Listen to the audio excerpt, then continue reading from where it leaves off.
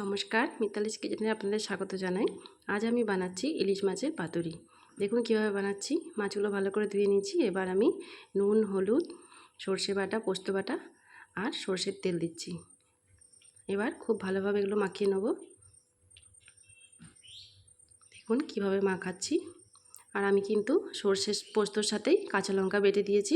ঝালটা আপনারা পরিমাণ মতো দেবেন, যে যেরকম ঝাল খান। খুব ভালোভাবে মাখিয়ে নিচ্ছি। এটা মাছের ভেতরে মশলাটা ঢোকে, নুন ঝাল সব কিছুই ঢোকে।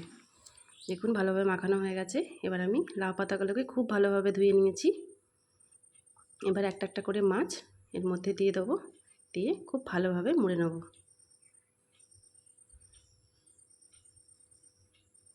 কলা পাতা তো অনেকেই বানায়, কিন্তু লাউ পাতাতে স্বাদ খুব ভালো হয়। আর লাউ পাতাটাও খাওয়া হয়ে যায়, ফেলা যায় না। দেখুন কীভাবে মুড়লাম। এরপর আমি সুতো দিয়ে বেঁধে নেবো এটাকে।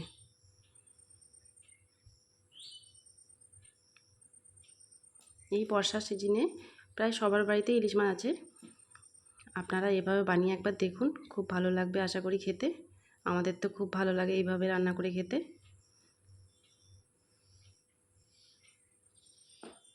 দেখুন কিভাবে বাঁধছি। এমনভাবে বাঁধতে হবে যেন খুলে না যায়। এবার আমি কড়াইয়ের মধ্যে, বা আপনারা প্যানেও করতে পারেন, আমি কড়াইয়ের মধ্যেই করছি। তেলটা গরম হয়ে গেছে। এবার আমি একটা একটা করে দিয়ে দিচ্ছি মাছগুলো। গ্যাসের ফ্লেমটা কম করে দেবো, দিয়ে চাপা দিয়ে দেবো। আস্তে আস্তে এটা সিদ্ধ হতে থাকবে।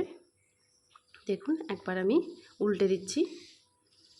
এক পিঠটা হয়ে গেছে।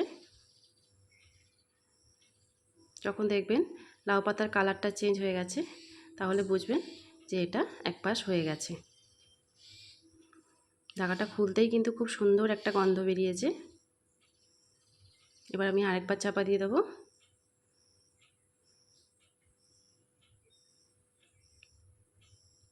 আমার দুপাশটাই হয়ে গেছে। দেখুন কত ভালো কালার এসছে।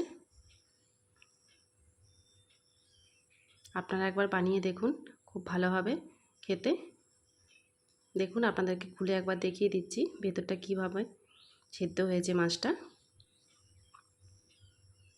গন্ধও খুব সুন্দর একটা আসছে।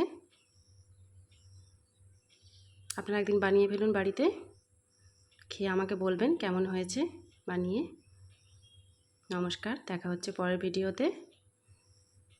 আবার একটা নতুন ভিডিওর সাথে দেখা হচ্ছে।